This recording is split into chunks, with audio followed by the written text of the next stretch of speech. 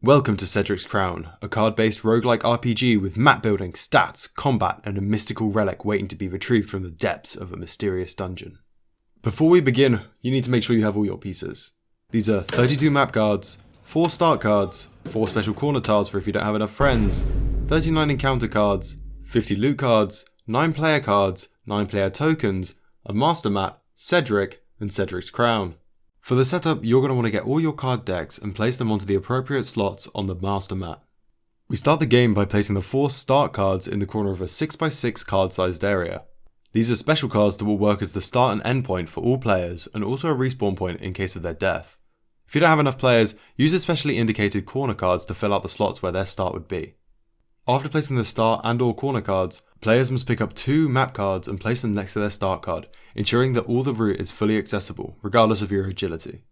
After placing their map tiles, players must choose a class each. These are Wizard, Rogue, and Warrior. Each class has their own ability. Wizard is able to stack consumables, Rogue is able to run fast and grab more loot, while Warriors can level themselves up to the highest of anyone, meaning if you increase your stats enough, you can have a pretty strong build in the late game. Players then roll a dice to determine their playing order. Highest roll goes first, and the rest follow around clockwise. At the start of a turn, players have to choose whether they want to move, or if they want to heal. You choose to heal, the story ends. You roll your dice, you heal up, and you pass the turn on. You choose to move. You stay in Wonderland, and I show you how deep the dungeon goes. You then move up to the number indicated by your agility stat. When you land, you gotta flip your map card over to reveal your fate. You can face up to 3 enemy encounters on any given space, or you could get off scot-free and have no enemies at all. If you found an enemy, congratulations! You've found the creature that most wants to paint the dungeon floor with your insides. You should probably defend yourself. Enemies come in all shapes and sizes, and if you're unlucky enough to encounter more than one, you have to fight them all in succession. Oh! Sheesh! Stop! Think!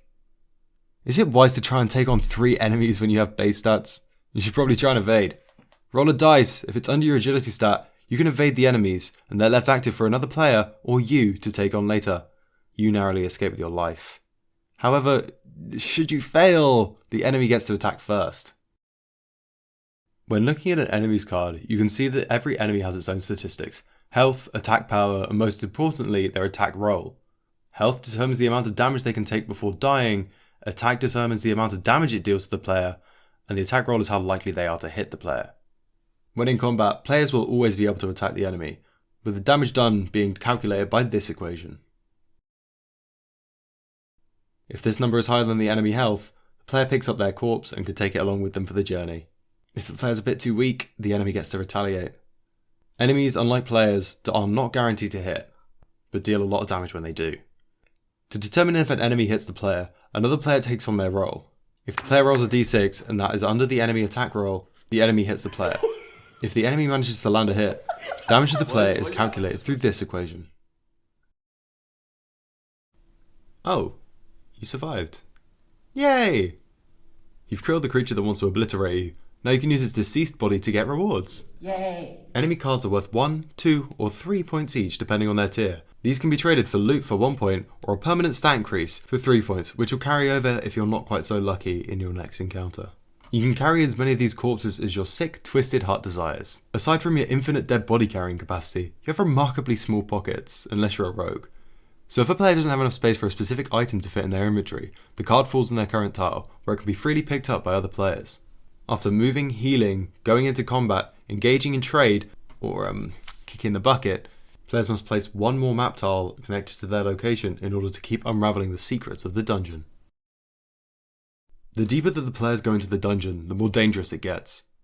After committing a couple of rounds of monster genocide, the enemies take a slight disliking to the players, and start bringing in their higher powered friends to try and take you down. After round 3, tier 2 enemies will be shuffled in, and after round 5, the high powered tier 3 enemies join in the fight against the players. And let's not forget the big boss Cedrik joining at the same time. But there is an upside: you get a higher reward for killing these higher tier enemies. After reducing the population of the dungeon in a way even Genghis Khan would find dreadful, you find what you're looking for: the crown of Cedrik. The downside? It's on its head, and he doesn't sound too happy about the prospect of you stealing it. As a rule of mercy, he will let you escape for free if you want to, But if you're strong enough to take the fight and he doesn't beat you to death, you'll be rewarded with his crown.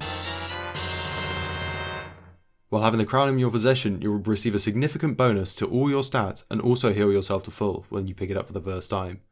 After all the killing to find the almighty relic, your quest must be over, right?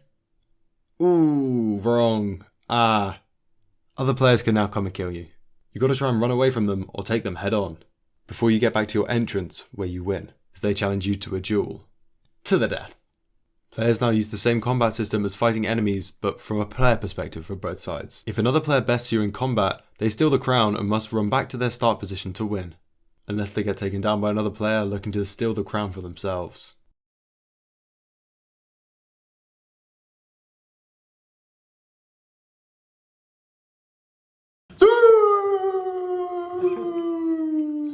And that's about Cedrik's crown.